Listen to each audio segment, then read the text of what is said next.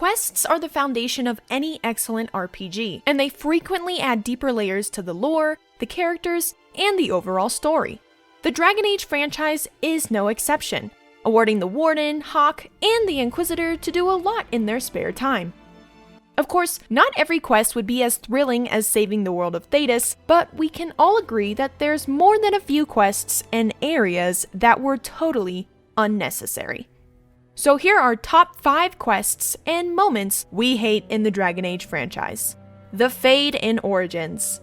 Without a doubt, many fans will agree that being in the Fade from Origins was confusing and draining at times. And while it was fun to transform into different creatures, it was also fun to break away from your character's combat vices and try to make do with only what you had at hand, tackling the sections on different orders each time you went in and so on. However, it drags on far too long, and the sections are designed as twisting labyrinths that can make the players disoriented and anxious to leave, and after a while, the enemies become extremely static and predictable.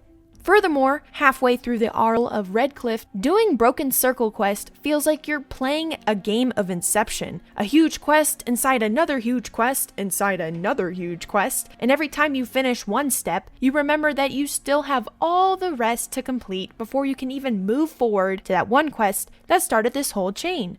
It's a spiraling narrative, and it's not the most elegant quest design ever BioWare's done. And of course, that damn map. When I realized I wasn't even halfway through the Fade, I almost gave up on Dragon Age Origins. Thankfully, I pulled through and finished it, but when I do my newer playthroughs, I usually use a mod to skip the Fade. The Hinterlands. Inquisition introduced many new gameplay mechanics and features, most notably the open world experience. It was a welcome change from the area format both Origins and Dragon Age 2 had, allowing players to get a sense of Thedas' entire world, especially Ferelden. But nevertheless, there were some aspects of the open world that were less enjoyable. There were fewer quests in some areas than others, and players could easily become overwhelmed and confused by their journals and the quests themselves. The Hinterlands is the first area that the players have to explore, and it is also the most difficult. Time and time again, one could find themselves back in the vast area, and the amount of material and quests appearing to be infinite. Some fans believe that many quests in the Hinterlands could have been relocated to some other areas of Thedas. Of course, the ongoing joke for those friends or gamers who did not finish Dragon Age, or especially Inquisition, is always asked, did you get stuck in the Hinterlands? Nope. And the actual funny part of it is a lot of those players and people I know actually did. That place is super big and overwhelming for new Dragon Age players and even old players. The Hinterlands is quite funny if you get in the mood to grind a whole day on it, but it isn't really a good moment just because it is the first place the protagonist has to set out to. So did you get stuck in the Hinterlands? Deep roads in Origins. Just when you thought getting stuck in the Fade was bad, wait till you see the deep roads from Origins. The Orzammar quest is a lengthy one that cannot be completed on a single night unless you know what you're really doing. The deep roads are both claustrophobic and massive. You must face hordes of enemies and the combination of the increasing dread of Darkspawn. You are never immune to the massive amount of Darkspawn and the occasional ogres. However, it is difficult to separate the story quests and combat portions of Origins, and the Deep Road simply explains that discrepancy. If you aren't really good with the combat from Origins at all, you probably are struggling to pass through the Deep Roads, which showed a lot of fans' frustrations and even rage quits. But of course, there is plenty of great lore and codex entries along the way, and some creepy moments too. It's just a shame that the Deep Roads is a pretty hard feat for a lot of fans, and I sometimes wish there was a less challenging version of it. But we all know that's just not how BioWare games work. The Bone Pit quests. Though not outwardly annoying, the sheer logic behind this questline is both utterly ridiculous and amusing to consider. According to Dragon Age 2, many complaints could have been avoided if a certain selfish capitalist named Hubert had simply picked up his business and moved on. Pathetic.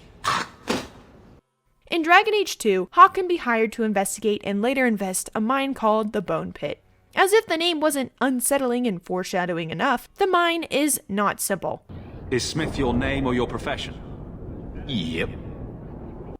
I I was expecting pickaxes or maybe repairing some equipment, but that's not the task at all. There are only dragons and murderous bandits. Dragons are the reason enough to leave the mine.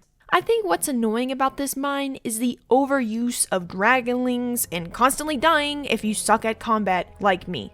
But apparently, many fans for the game do complain about this part just because the dragon fight was a little too much. The Dragon Age wiki even has a whole guide on how to defeat the dragon after all. And the amount of times I ignored or dreaded that quest just shows me that I wasn't fit to be a dragon slayer anyhow. Fetch quests. While fetch quests are common in MMOs and RPGs, the amount of repetition in Dragon Age Inquisition has left many fans annoyed and at times uninterested in these types of quests.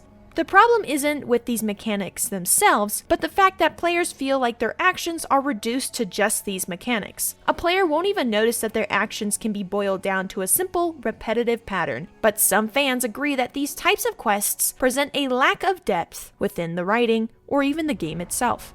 The best known fetch quests can be known as the shards in Inquisition. There are a total of 126 shards from Dragon Age Inquisition, including the DLCs. The shard collections are triggered independently whenever you interact with any of the Oculera in each area you visit.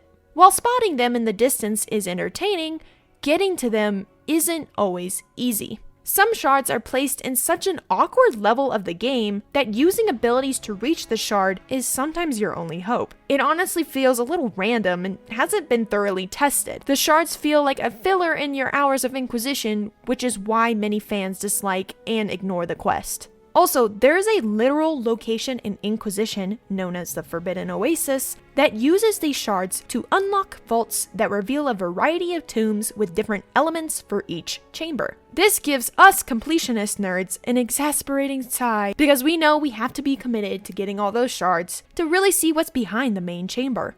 But unless you're really into getting some good equipment for your party and love codexes like me, it's not really that rewarding. Some players found the entire quest line to be pointless, and I somewhat agree with them.